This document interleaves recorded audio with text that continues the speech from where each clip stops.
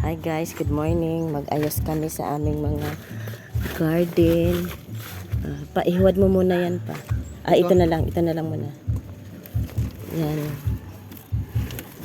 Ano lang to, ilang buwan lang to guys, namin tinanim. Ayan na siya. Sandali. Yan.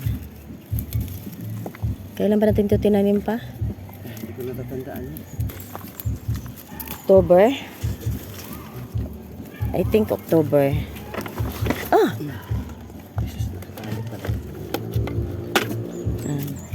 Huwad mo. Ngayon ang mintana. Uy. Hala, kahit pa paano, ang galing. Ayan oh. Ang galing niya. October ata. Kailan ba ito namin tinanim? Parang ano pa lang ito, 3 buwan. October nga. Ang laki oh. Basta pag namulaklak talaga ang kamuti. Bago lang ito eh. Kahit ito eh. Ito binibinta din ito sa palengke. Ganito kalilingki. Thank you Lord.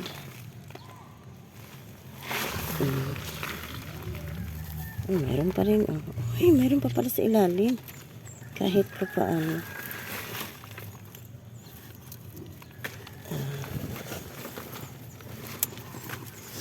Ay, kabayo ka. May masakit ako ng kapa. Pero na, isipin mo yan. Kahit pa paano.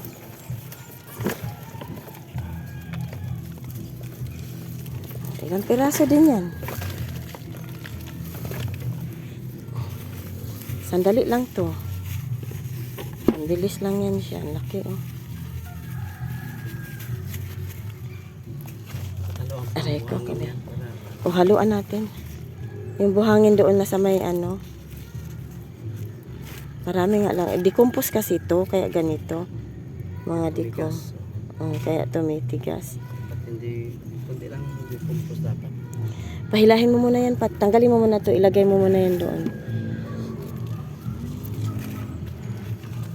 Kasi ihuwa din natin yan. Oh.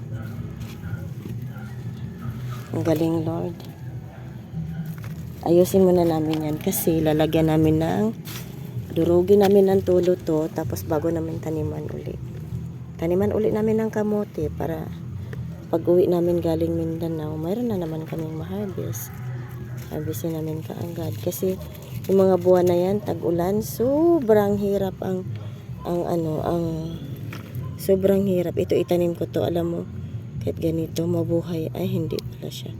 Yung ganito kaliit dati, yung mga binigay sa akin ng mga basura doon sa Tiangge. Alam mo, itinanim ko, ayan. Tapos, bumili ako kay yung talbos. 1 piraso lang, ayan, dumami ng dumami. Dumami na, ang daming na pa namang laman yan, maglaman siya. Pagka, nakailang harvest na ako dito ng, kamote. Ayan, dodorogin ko yan, dodorogin ng husto. Tanggalin ng mga plastic kasi decompose kasi ito yung mga karton na groceryhan namin. Ayan ang ginagawa ko, mga itlog, yung mga balat ng lahat ng klaseng balat ng mga pinagbabalatan namin ng kalabasa, pinagbabalatan ng patatas, carrots. Tapos nanghihingi ako sa Tiangge ng mga pinagbalatan na lahat. Kaya tingnan mo yan, maraming mga itlog pinagbabalatan. Kaya lang ito nabalot siya ng ugat-ugat. Ang galing Lord. Ito mabuhay na to siya. Ito itanim ko yan itanim ko ngayon dyan.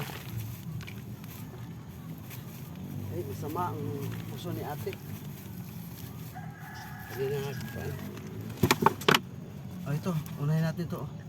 Ano na ba yan? Pinag-anuhan na yan? Yoy. Bye guys. Thank you for watching.